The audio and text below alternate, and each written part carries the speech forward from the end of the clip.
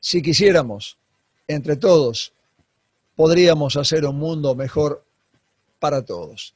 Es difícil, pero no es imposible. Deberíamos, tenemos que intentar hacer este mundo mejor, entre todos, para todos. Se puede. Gracias por estar ahí. Recordemos respetar el protocolo sanitario. Cuidarnos nosotros es la mejor manera de cuidar a los demás. No nos descuidemos. Claudia Casarino nació en 1974 en Asunción del Paraguay. Estudió artes visuales en el Instituto Superior de Arte de la Universidad Nacional de Asunción. Desde el año 2006 es directora de la Fundación Migliorisi, institución abocada a la conservación, promoción y difusión del arte y el diseño. Ha realizado numerosas muestras, tanto en su país como en el extranjero. Participó en diversas ferias de arte, así como en muchas bienales. Casarino es una artista polifacética, comprometida con el rol de la mujer como transformadora social. Ha realizado fotografías, fotoperformance, grafitis, intervenciones, estampas e instalaciones. Estas se han convertido en su principal vía de expresión. Recientemente ha sido invitada por el Museo Valenciano de la Ilustración y la Modernidad para realizar un trabajo sobre el COVID-19. Acerca de esa obra, dice el conocido crítico de arte, escritor y director del Museo del Barro del Paraguay, Ticio Escobar. Claudia enfrenta la realidad brutal de la pandemia, graduando la distancia ante una cuestión desmesurada. Trabaja con formas lacónicas, matices delicados y composiciones escuetas. Dispone batas transparentes de color azul verdoso en un espacio despojado, de modo tal que las largas mangas de las prendas se enlazan entre sí como se cruzan comúnmente los brazos en los rituales indígenas.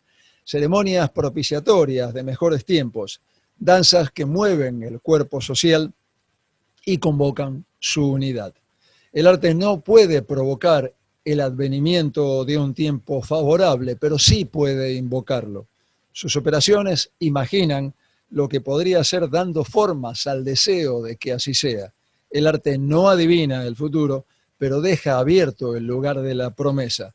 La expectativa de porvenires que, si bien podrían parecer imposibles en tiempos demasiado oscuros, deben ser porfiadamente invocados mediante el rito y el deseo, mediante la forma adecuada y el lance poético. El texto es mucho más largo, esto es parte de lo que escribió Ticio Escobar. La entrevisté a Claudia Casarino hace pocos días vía Zoom, extensa la entrevista que van a ver ustedes en el cuento de la buena pipa en pintura inmediatamente después de los auspiciantes con el deseo de siempre. ¿De aquel lado? Esténse bien. Las siguientes firmas auspician el cuento de la buena pipa en pintura. Artística New Plenty, distribuidora mayorista para artistas y artesanos. San Cristóbal Seguros, tu compañía. Diego Obligado, Galería de Arte, Güemes 2255. Arblech, acompañando también el arte y la cultura. Delfín, telas de tapicería, cortinería, toldos. Centre Catalá, 118 años con la cultura de Rosario.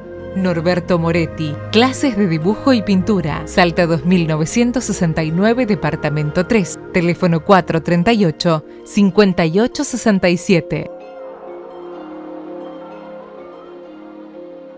Están pasando fenómenos, entre comillas, alarmantes en todo sentido. Por un lado, hay incendios que se repiten en diferentes puntos del planeta. Por otra parte, hay tsunamis que se repiten en diferentes puntos y terremotos. ¿Lo ves como una cosa casual? Mira, yo creo que está todo interrelacionado, incluso metería en la misma bolsa al COVID. Justamente En este momento estoy muy metida leyendo a Humboldt. No sé si alguna vez leíste a Humboldt y a su Ujú. visión de la naturaleza y del mundo. Eh, estoy, acabo de terminar una obra. Bueno, las obras nunca se terminan, ¿verdad? Es parte de un ciclo de obras que estoy desarrollando. Y mi amiga Claudia Coca, la artista peruana a quien admiro profundamente y conocí el año pasado en Córdoba, por Bienal Sur, con ella estamos exponiendo juntas en este momento en Lima, en la Galería del Paseo. Y empezamos a pensar esas posiciones en enero y ella me compartió sus lecturas. Mi acercamiento a ciertas cuestiones que tenían que ver con la naturaleza partían de mi interés por el pensamiento decolonial.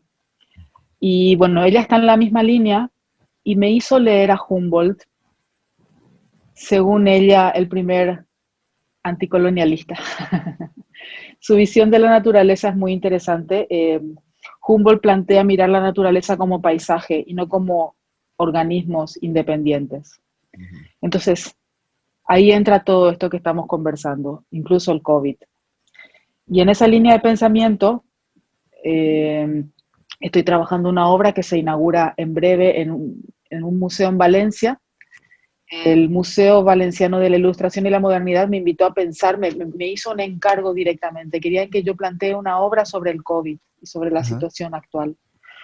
Y, y bueno, la obra que presento tiene que ver con esa interrelación de todos los organismos y los seres vivos del planeta y cómo la hiperexplotación, extracción que hemos hecho de los recursos nos lleva a esta situación de hoy, 2020, en donde al, al disminuir los hábitats de ciertas especies, esas enfermedades, mira, te estaba contando que vengo con mi perrito del veterinario porque está con leishmaniasis, y leishmaniasis es una enfermedad que antes existía, digamos, en los bosques, y al eliminar tanto los bosques con la deforestación brutal que sufre nuestro país, esas enfermedades migran a los centros urbanos y los perros son los más afectados en Paraguay, por ejemplo. Es pandémico el tema de la leishmaniasis en el país y tiene que ver con que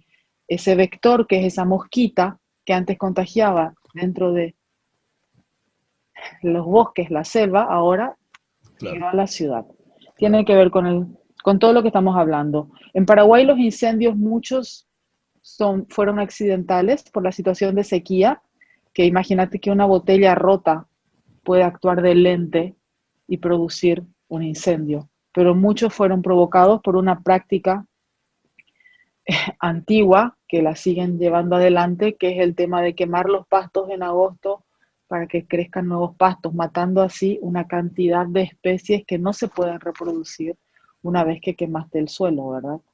Es la naturaleza que se nos está revelando desde hace ya mucho tiempo, porque desde siempre, diría, la hemos venido atacando, la hemos venido utilizando, creyéndonos dueños de ella y en realidad obviamente no lo somos. La obra esta con la que participás, ¿cómo está hecha? ¿Qué material utilizaste? La obra de Valencia Sí, son como unas batas médicas hechas de tul. Viste que el tul es un material frecuente en mi práctica. sí. Considero que el tul es un tejido muy elocuente, por ejemplo, para hablar de la mujer, porque está presente en casi todos los ritos de pasaje de Occidente, el tul, ¿verdad? Y de repente también esa transparencia, a mí me gusta mucho hablar de la invisibilidad de ciertas cuestiones, y como el tul deja atravesar la mirada, me gusta. Cuando empecé a investigar para esta obra me di cuenta de algo. Ujú. Si pones en Google personal médico, te invito a que hagas el ejercicio, fíjate de qué color son los trajes del personal médico, vos ves, en tonos verdes, azules, va como en una gama así. Y si pones imagen del planeta Tierra desde el espacio exterior, vas a ver que es la misma gama de colores. Me fue muy fuerte darme cuenta de que la naturaleza y la gente, porque viste que 2020 es el año en que es la primera vez en la historia de la humanidad que todos nos tuvimos que quedar quietos y parar, Sí, o si no nos moríamos. sí, Y tanto aquí como en China, sí. tanto en Brasil como en Londres. Bueno, entonces, ¿y quiénes son los que nos pueden salvar?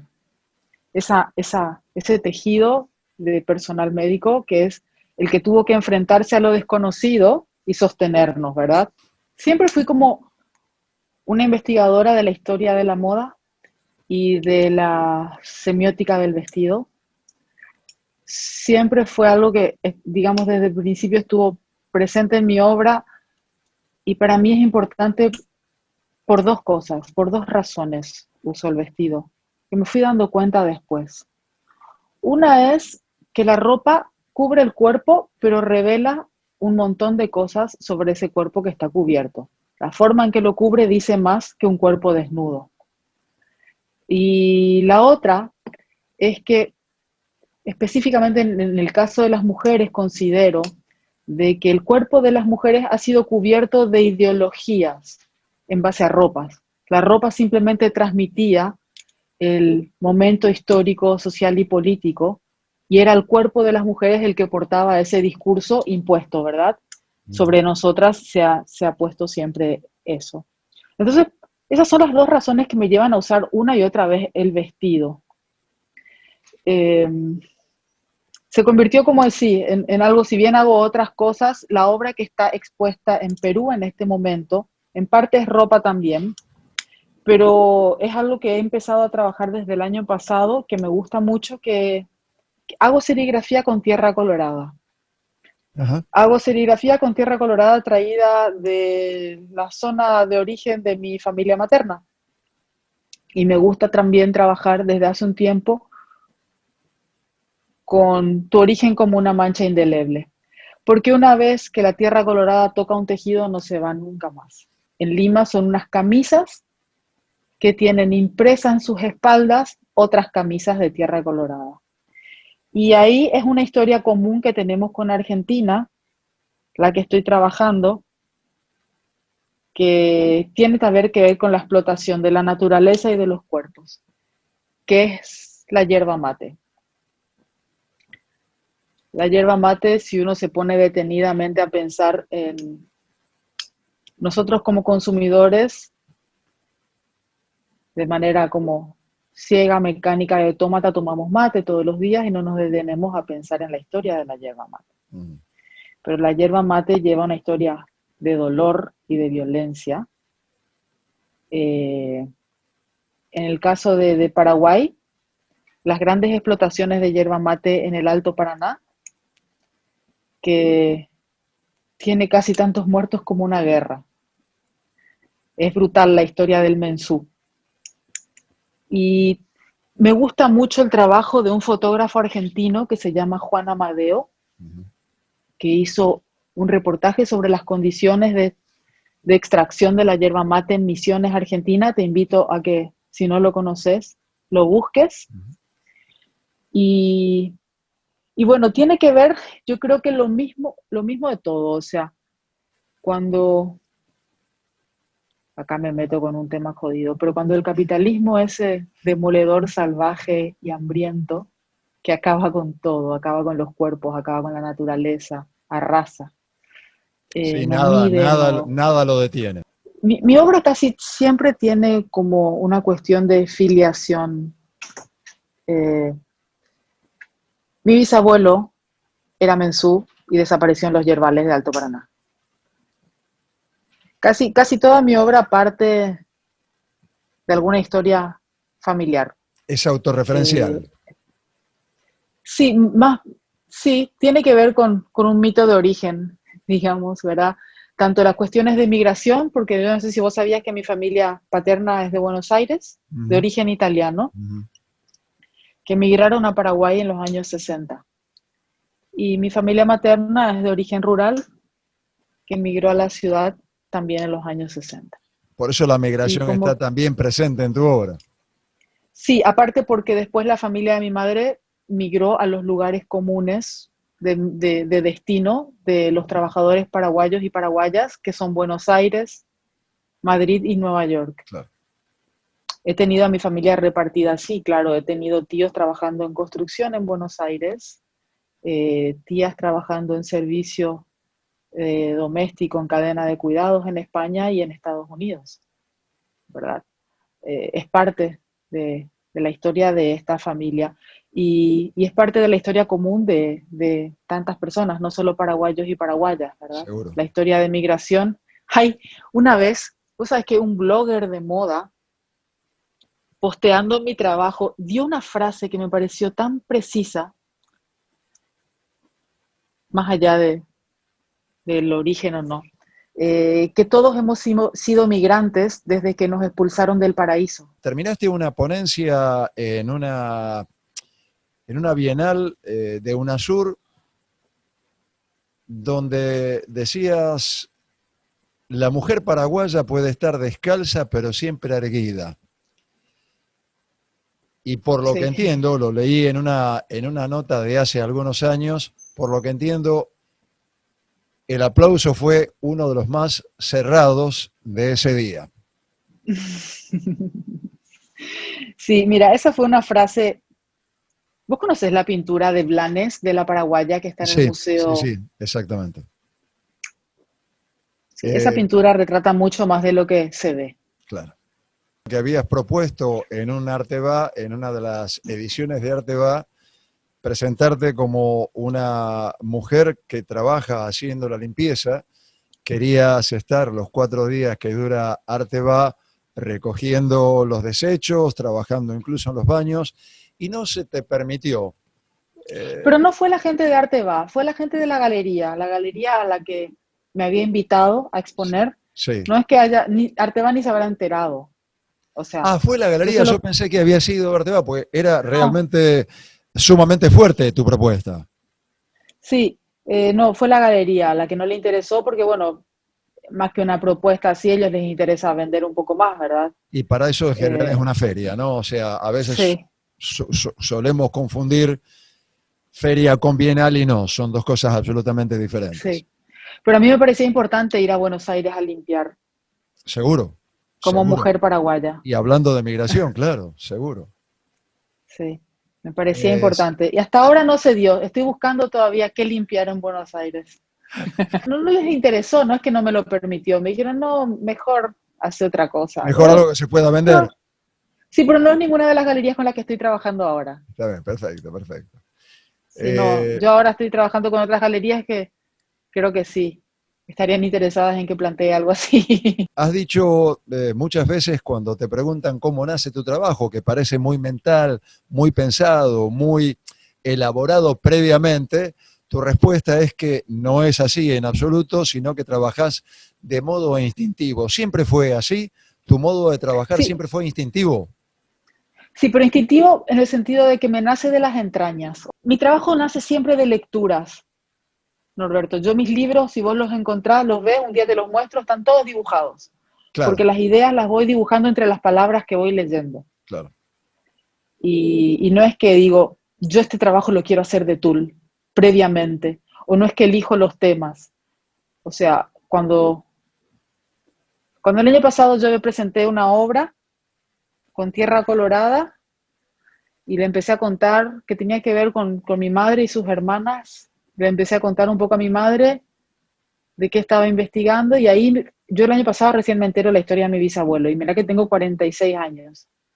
Y para enterarte a los 46 años de qué manera murió tu bisabuelo, bueno, Sí, y es más, pero tiene que ver con las migraciones y a veces con la falta de posibilidad de comunicación de esas cosas, ¿eh? Te digo que en alguna medida y no cómo es se silencia la violencia también, claro, Norberto. Y claro. es más, te cuento algo que me enteré el año pasado, que era chileno mi bisabuelo.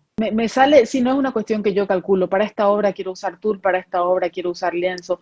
Yo voy imaginando. Puedo traducir lo que estás diciendo comentando entonces que cuando vos haces algo que aparentemente es instintivo, evidentemente te sale, entre comillas, instintivamente porque lo tenés altamente incorporado. Eso es lo que pasa. Son, son cosas como que ya no puedo, yo no puedo, en inglés se dice pinpoint, que es ponerle un dedo encima y Claro. decir esto sale de acá. Mira, te voy a contar lo que me pasó con la obra de ahora, Adelante. Y lo amo tanto a Ticio, lo amo tanto. Me hizo llorar. Te voy a pasar el texto de la obra de Valencia porque me hizo llorar de una manera Ticio.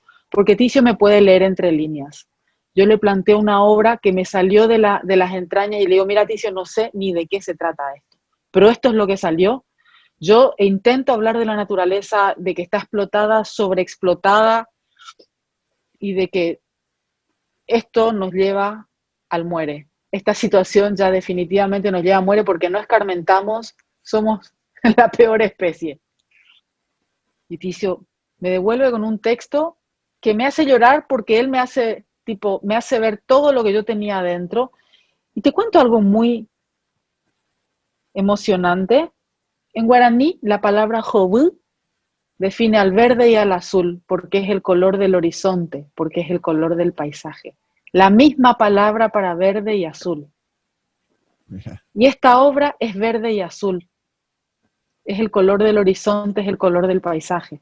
Y es todo lo que yo venía leyendo y pensando, pero no lo podía poner en palabras. Me dice, Ticio, deja que ese es mi trabajo. Vos seguís haciendo imágenes.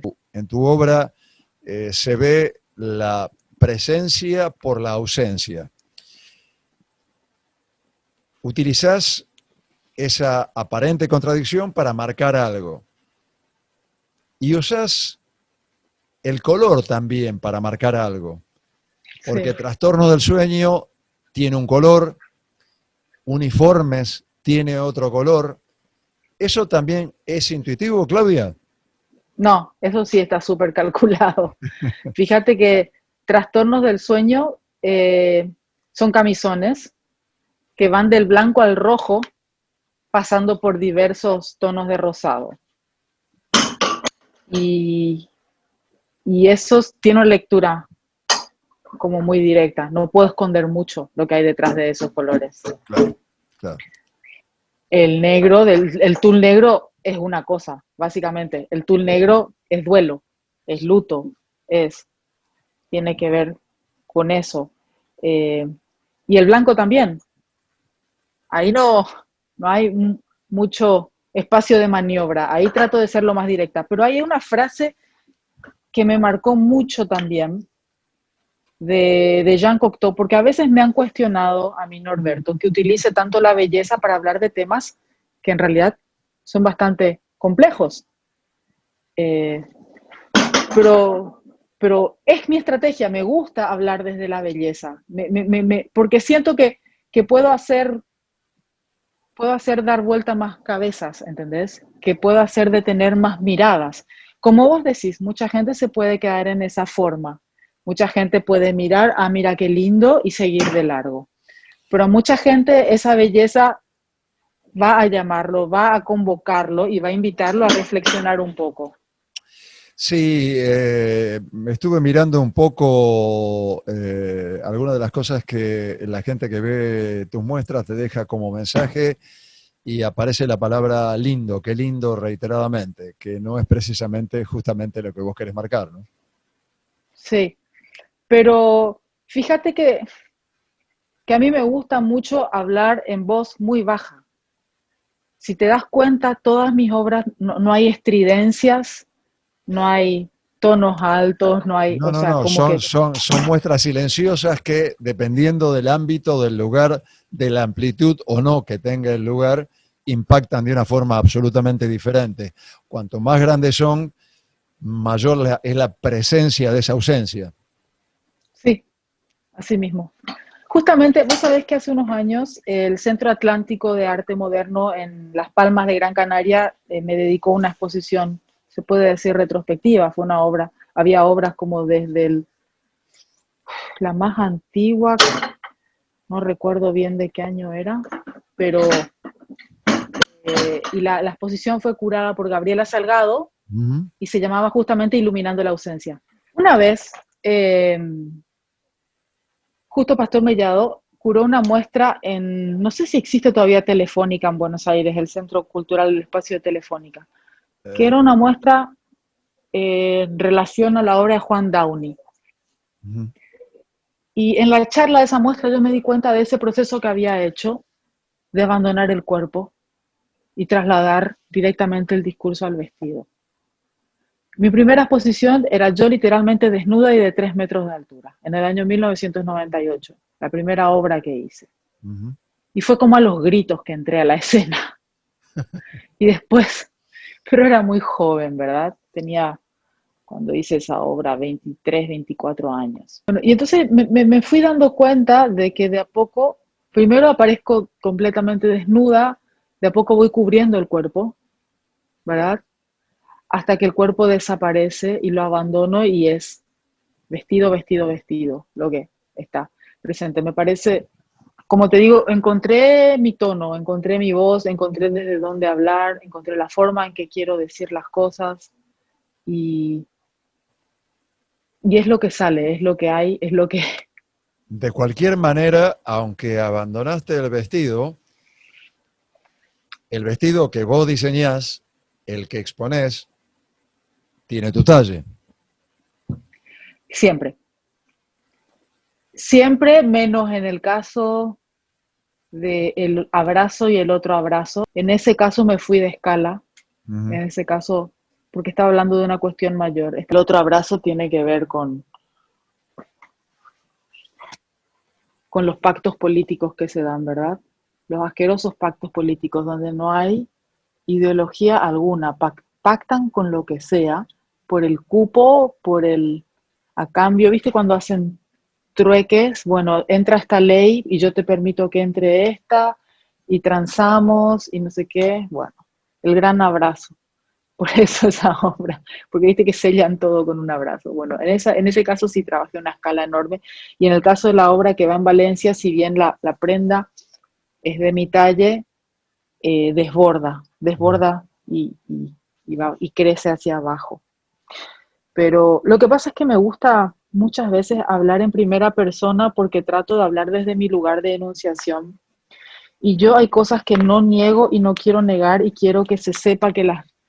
Eh, y hago mucho énfasis, Norberto, es que yo soy una persona privilegiada, soy una persona cis, heterosexual, hegemónica, o sea, y yo hablo desde ese lugar, no voy a asumir la voz de nadie Claro. y yo te voy a decir, sí, la pandemia es terrible, pero yo tuve comida en mi heladera todos los días. Y cuando la gente me dice cuál es el panorama, yo te puedo hablar desde mi lugar y yo soy una persona privilegiada y te puedo hablar desde mi lugar. No, no todas las personas vivieron la pandemia de la misma manera. No. Incluso por eso, esa reflexión que mucha gente dice, ay, no, este es momento de tomar distancia. Hay gente que no tiene para comer, es momento de otras cosas para esta gente. La pandemia no es el privilegio de que podemos pensar en otro mundo posible en serio. O sea, ¿cuánta gente lo está pasando realmente mal? Lo mismo que esa sensación, viste, cuando la gente, cuando llueve y hace frío, dice, ay, qué lindo, llueve y hace frío, me voy a tomar un café y voy a tomar unos mates, porque podés. Llueve y hace frío y cuánta gente no puede Sí, sentarse a tomar unos mates a escuchar la lluvia. Y absolutamente yo quiero cierto. dejar siempre muy en claro eso, Norberto. O sea, yo puedo hacer lo que hago, que no es poco.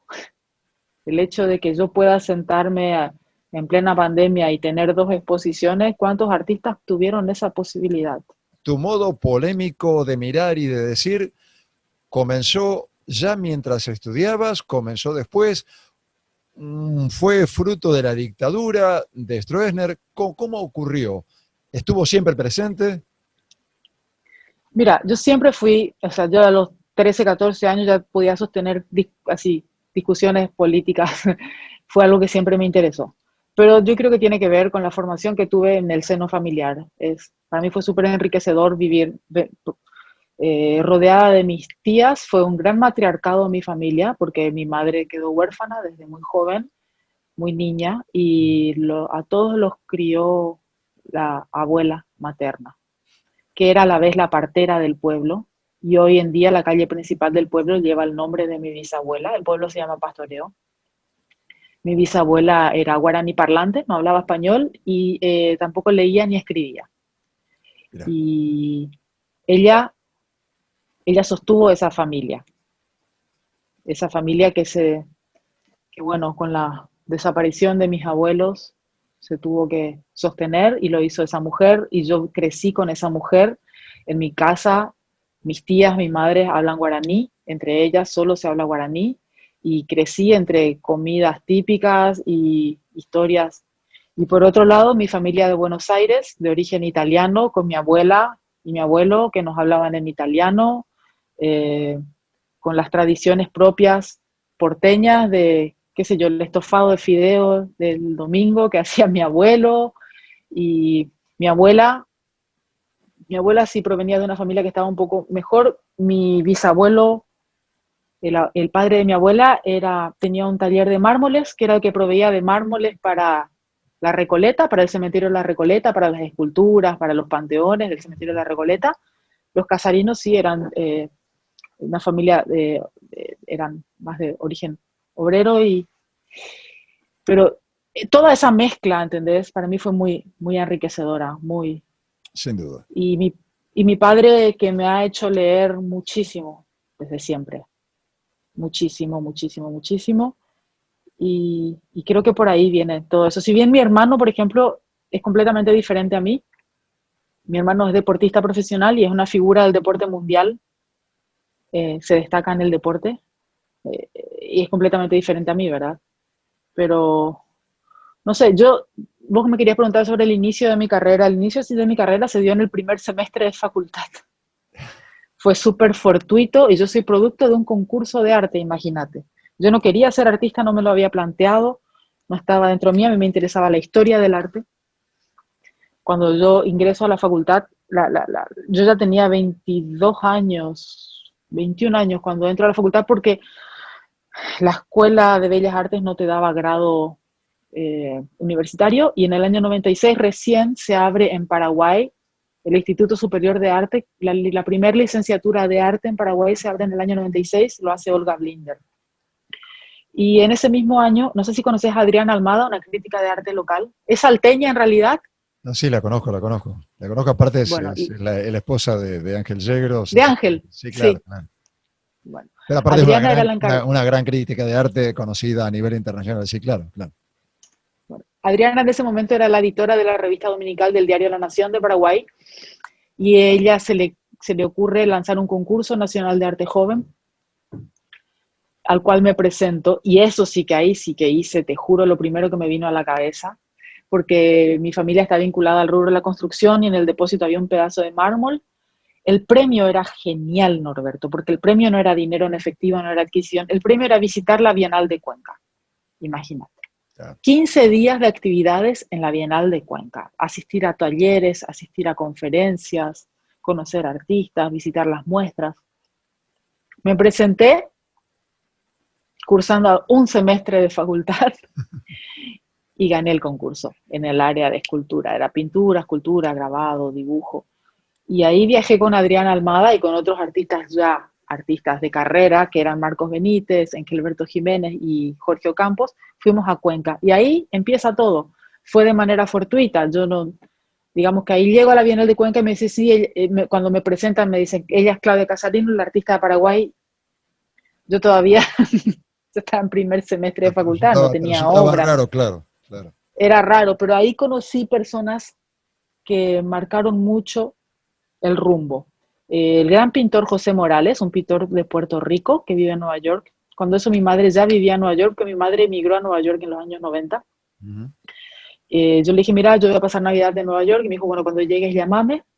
Llegué y me dijo, bueno, mi amiga Luz María Gordillo, la fotógrafa antropóloga mexicana, que en este momento estás poniendo en la galería Carla Stelweck, que era una galería muy importante para fotografía latinoamericana en Nueva York, necesito un asistente, así que anda a trabajar con ella. Después me dijo, este amigo, Rodríguez era el apellido, es el profesor de escultura en la School of Visual Arts, toma su clase. Y te vas a ir a hacer grabado al taller de Bob Blackburn. No sé si escuchaste hablar del taller de grabado de Bob Blackburn, era como el lugar donde Andy Warhol hacía sus serigrafías o Giacometti hacía sus copias, un lugar muy importante en Nueva York para el grabado. Entonces, José... ¿Tuviste un poco de suerte? Un poquitito. Sí. Y ahí empecé a ir a clases de grabado, de escultura en Nueva York, tomaba semestres en la Escuela de Artes Visuales allá y yo pasaba 6 meses al año en Nueva York con mi madre y 6 meses en Paraguay. Y marcó muchísimo mi trabajo. Gordillo ahora es académica, se dedica a escribir libros, es investigadora, ya no hace obra. Pero sí, así se dieron las cosas, fíjate. ¿A quién sentís que le debes algo en tu obra, por ejemplo? Si es que Bueno, sentís pero que ocurre eso, ¿no? Luz María es muy importante. Luz María es muy importante. Pero te cuento algo. Cuando yo pasaba tiempo en Nueva York, mi madre todavía estaba en situación de indocumentada y mi padrastro todavía no recibía el green card. Mi padrastro es ecuatoriano. Y yo vivía esa cuestión del inmigrante indocumentado muy de cerca. Eh, con Luz María lo que hicimos fue trabajar en un programa para Prospect Park, donde tuve que dar clases a niños migrantes mexicanos en el sur de Brooklyn, en escuelas públicas. Y tuve que desarrollar un programa para trabajar la cuestión, ¿cómo se puede decir? Hay palabras que detesto y no las quiero usar, aparte son muy noventosas. Pero trabajábamos con estos chicos cuestiones que tenían que ver con la cultura maya, la cultura azteca, con cuestiones de arte popular mexicano, porque, bueno, era lo que sentíamos que teníamos que darle un poco a estos chicos, ¿verdad? Recordar un poco algunas cosas. Sus padres trabajaban 12, 15 horas por día. ¿Qué les podían compartir de su cultura? ¿O qué podían? Bueno, y fue un programa del parque que trabajó con 3 comunidades, la afrodescendiente, la comunidad judía y la comunidad mexicana del área de influencia del parque. Bueno, nosotros nos encargamos de eso. Todas esas cosas definitivamente marcaron. Toda mi familia, yo tengo la mitad de mi familia materna viviendo en Estados Unidos y todas pasaron por el proceso de documentación de migrantes indocumentados a documentados, las cuestiones, o sea, todas esas cosas marcaron definitivamente mi trabajo, ¿verdad? Y, y yo hay muchas cosas a las que, muchas personas a las que les, porque te digo, Olga Blinder, al tratarme de, Olga Blinder me mostró el trabajo de Cindy Sherman o de Nan Goldin, que marcaron tanto también mi rumbo a principio. Eh, ya mencioné a Luz María. Después mi grupo cercano de contención con quienes siempre he discutido la obra, como Freddy Casco o Bettina Brizuela, artistas, amigos, a los que siempre les muestro, con los que siempre discutimos. Bueno, el año pasado yo tuve una exposición individual en la fundación que dirige Freddy, que es la Fundación Texo. Eh, Ticio, que es una persona con la que puedo conversar, o sea, tengo el privilegio, imagínate, de llamar por teléfono y decirle, Ticio, te quiero mostrar mi obra y podemos discutirlo. Hay una historiadora a la que admiro profundamente, que es Milda Rivarola, para mí una de las más grandes historiadoras del Paraguay, a la que tengo acceso y le puedo plantear cosas, preguntar cosas. Lía Colombino, en la vida me he encontrado con gente muy generosa, porque justamente la semana pasada di una charla en el marco de una feria que se llama Oxígeno, y el tipo de charla yo les planteé a los chicos de Oxígeno hacer un Ask Me Anything, pregúntenme lo que quieran. Y yo les quise contar también que no creo en el curador mágico con capa de superhéroe que viene y te rescata de las oscuridades de la escena paraguaya y te lleva al MoMA. Yo creo que el crecimiento se da entre pares.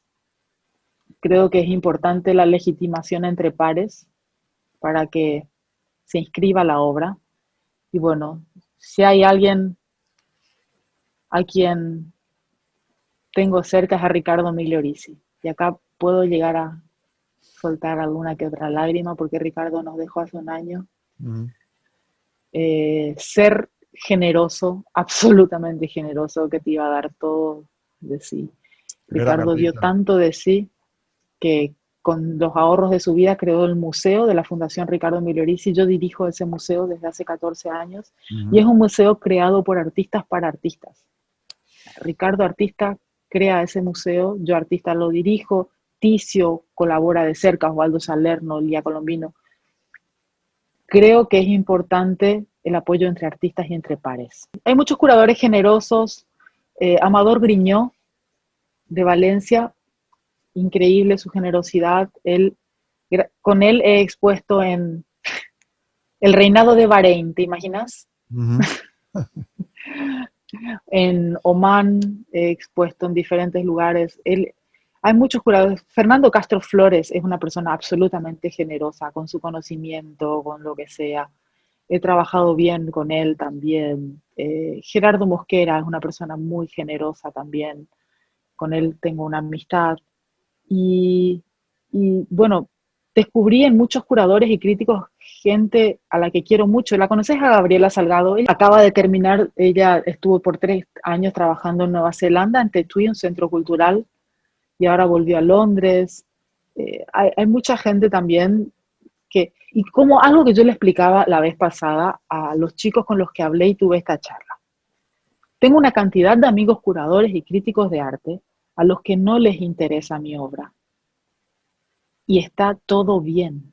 No tiene por qué interesarles mi obra. A cada uno le interesa lo que le interesa, me parece, ¿verdad? Te voy a contar la historia cómo se remonta al año 97. Yo recién llegada de uno de mis cursos, me presentan en una exposición a la directora del Centro Cultural de España, que ustedes tienen en Rosario un Centro Cultural de España muy lindo también, muy Magnífico. importante para la Sí, sí. escena.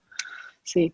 Y le preguntan, me presentan a la directora y digo, yo soy Claudia Casarino, tengo mis amigos Freddy Casco, Ana Strauss, queremos hacer una exposición, ¿te podemos presentar el proyecto?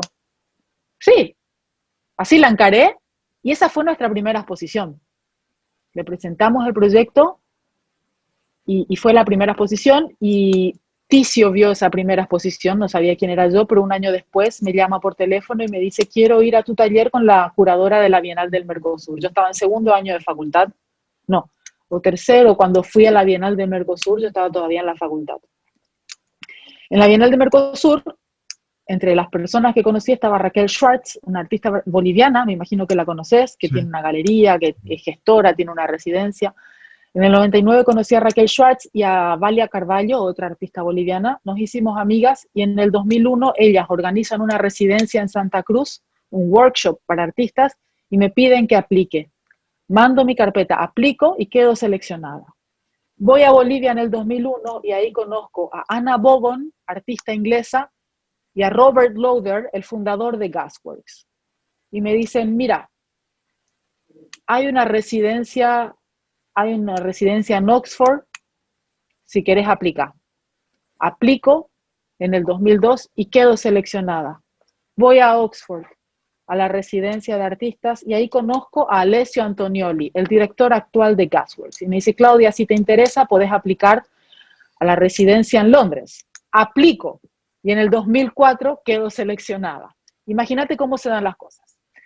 En el taller, en el Open Studio, en el 2004, en Londres, al Open Studio fue la curadora, una de las curadoras del Museo Victoria and Albert de Londres. Ve mi obra y me dice, Claudia, me interesa esta obra para el museo. Te pido, por favor, en nombre del museo, que me dones este dibujo de agua. Mira cómo ocurren las cosas. Yo me planteé y le dije a la directora del Centro Cultural de España, te quiero mostrar mi obra. Fui con mis amigos, Freddy Casco, Ana Strauss, Tina Chamorro. Le mostramos la obra. Y de ahí empieza todo. ¿Qué tiempo le dedicas? ¿Toda tu vida? Además, bueno, vos tenés una familia, así que obviamente tenés que dividirte y sos quien preside, quien dirige la Fundación Miglorisi. ¿Tenés compartimentos de estanco? Es decir, de tal hora a tal hora hago esto. No, ¿Sos una mujer muy organizada? ¿Cómo manejas tu no. tiempo para tanta cosa? No. Y vos conocés el 10%, porque hago muchas cosas más. Lo que pasa es que me gusta el término de overlapping. Mi vida personal no se separa de la obra. Claro, Si yo trabajo lo doméstico en la obra, trabajo lo doméstico en mi vida personal. claro, claro. Si yo, o sea, mi marido es ingeniero forestal y él trabaja la cuestión de la sustentabilidad y, y, y cómo podemos seguir comiendo asado sin destruir el planeta, básicamente. ¿Entendés? Entonces, Claro. está todo muy interrelacionado. Mi marido, gracias a Dios, no está metido en el mundo del arte y me puede devolver una mirada muy racional sobre muchas cuestiones. Él es investigador del desarrollo agrícola sostenible, de cómo hacer ganadería y agricultura de manera sustentable para el planeta. y bueno, son cosas que vivo en mi día a día. También él ha trabajado en programas de combate a la pobreza extrema. Ujú. Él trabaja en esas cuestiones y bueno, entonces acá está todo muy Interrelacionado. mezclado, Eh, todo. Me Y llama desde lo que comemos, desde, lo que se cocina en esta casa tiene que ver al final con mi obra, la manera en que comemos, si me lavo la cabeza con un shampoo en barra y no con un shampoo que viene en un frasco de plástico, o sea, todo está muy mezclado en mi vida y no puedo separar una Claudia. Eso sí, Claudia es muy contradictoria, porque así como Claudia usa la moda, a Claudia le gusta la moda también. O sea, yo trabajo como asesora de una casa de moda, por ejemplo, como en la parte de dirección creativa de una casa de moda que trabaja la sustentabilidad y la ecología y todas esas cuestiones, pero también soy asesora de una casa de moda. Y mi trabajo también en el área de comunicación de la empresa familiar, la empresa que fundó mi abuelo cuando vino a Paraguay, que tiene que ver con las aislaciones, por ejemplo. ¿lo Hay consideras demasiadas contradictorio Claudias. eso? No, porque los mismos valores que tengo en mi obra los traslado. Cuando yo durante una época fui directora de revistas o editora de moda de revistas, trasladaba lo mismo que hablaba en mi obra. Las modelos no Claro. tenían, no había modelos, había mujeres reales, o sea, te estoy hablando de principios del siglo, ¿verdad? 21, cuando trabajaba en moda. O sea, todo mi discurso se traslada a todas las áreas. Incluso te hablo de los chats de madres del colegio. Está bien. Sí. A mí me gusta mucho la obra de una artista uruguaya que se llama Paula Delgado Iglesias, que su muestra realmente me conmovió. Ella trabaja con personas no videntes a las que entrevista sobre cuestiones que hacen al enamoramiento, al relacionamiento con el otro, a la percepción del cuerpo, a la sexualidad Ujú. y cómo perciben la belleza. La obra de esa artista realmente me movió el piso. Y si pudieras tener la obra de algún artista de cualquier momento de la historia del arte, ¿qué querrías tener en tu casa para poder apreciar diariamente? ¿Qué obra de quién? A mí me encanta la obra de Félix González Torres. Es una obra que me conmueve con tan poco, o sea, esos dos relojes, me puedo quedar horas. Esa imagen de la almohada con la huella de la cabeza que se levantó a la mañana. Me encanta la obra de Félix González Torres. Me encanta la obra de Louis Bourgeois. Tendría cualquier cosa de Louis Bourgeois. Alguien que no te conoce, te presentan y en una reunión no te conoce. Te preguntan, ¿qué haces? ¿Cómo te presentas?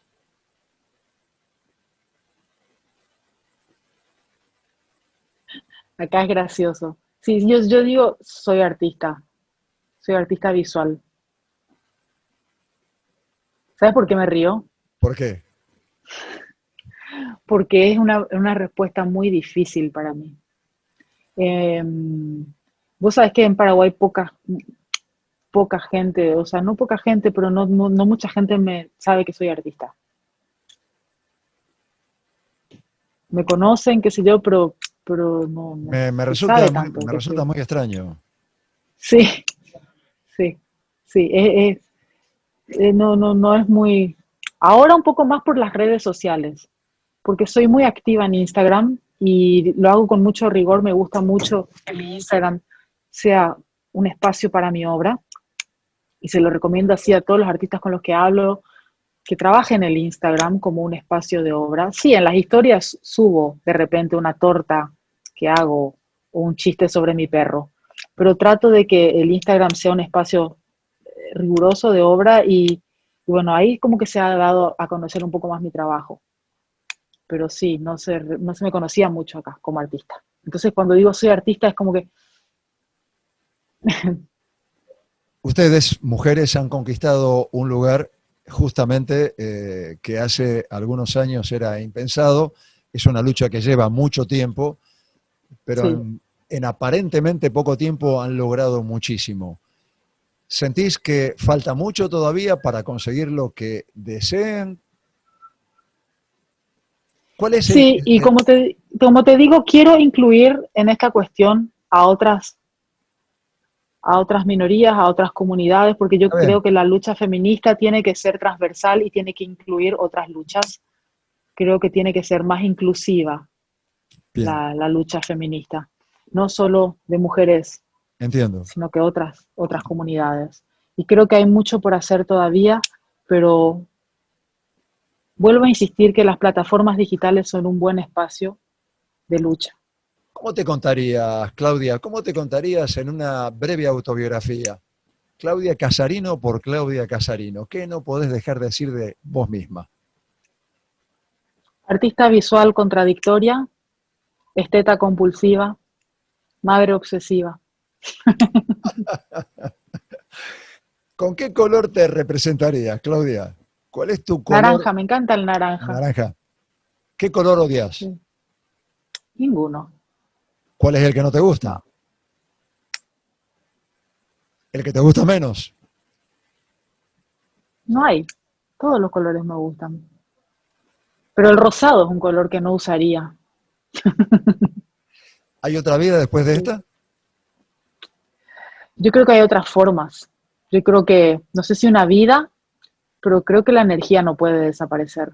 Y Mira, sí, yo creo que algunas cosas sí cambiaron para siempre desde que pasó esto. Pero no soy tan positiva, pero no estoy del todo, negativa no. eh, no. Creo que algunas cosas cambiaron, creo que hay información que no llegaba que llegó. Y creo que podemos sacar muchas cuestiones positivas de esta situación desde el lugar que nos toca, ¿verdad? Creo que hay cosas que tenemos que cambiar y que las hemos cambiado, probablemente, y que no vamos a volver atrás. El arte está vivo y andando en el mundo, está estancado de alguna manera. El arte en No, general, ¿eh? mira, En general digo, hablo de la música, hablo del teatro, hablo de todo. eh, yo lo que veo es una expansión hacia otras formas y eso me interesa mucho. Y sobre todo durante la pandemia, los artistas tuvimos que recurrir a otros espacios y eso, y se llegó, incluso a nosotros como espectadores, nos llegaron cosas que pre-pandemia no nos llegaban. Artistas que hemos conocido o creadores, hemos encontrado cosas que antes no nos llegaban y creo que esas cosas como que llegaron para quedarse. El acceso a ese otro tipo de arte no hegemónico que estamos teniendo, por ejemplo. ¿Tenés una definición para el arte? ¿Qué es No, el arte? yo esa vez te lo dije cuando me preguntaste en el macro, para mí es una pulsión, es algo que no puedo evitar. Bien, eso es una definición. Está. Sí, y para mí también, lo que para mí es y por qué lo hago, es porque es la forma que tengo de, de apuntar a zonas oscuras que me gustaría que sean vistas, más vistas.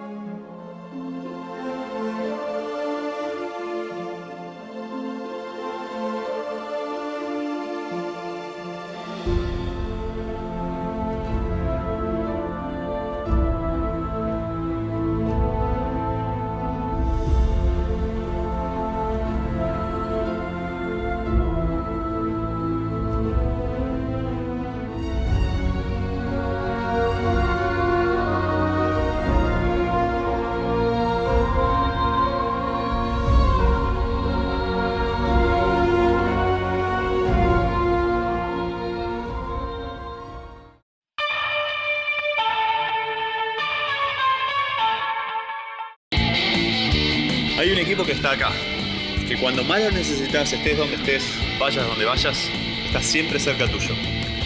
Yo soy de ese equipo. Asegúrate en la segunda, donde lo primero sos vos. Grupo Asegurador La Segunda. Les cuento que habrán disfrutado de los comentarios, de la historia, de las anécdotas de Claudia Casarino y, por supuesto, también de su obra. Les agradezco estar ahí. Nos vemos la semana que viene. Recuerden que si queremos entre todos podemos hacer un mundo mejor. Chao. Las siguientes firmas auspiciaron El Cuento de la Buena Pipa en pintura. Artística New Plenty, distribuidora mayorista para artistas y artesanos. San Cristóbal Seguros, tu compañía. Diego Obligado, Galería de Arte, Güemes 2255. Centre Catalá, 118 años con la cultura de Rosario. Arblech, acompañando también el arte y la cultura. Norberto Moretti, clases de dibujo y pintura, Salta 2969, departamento 3, teléfono 438-5867.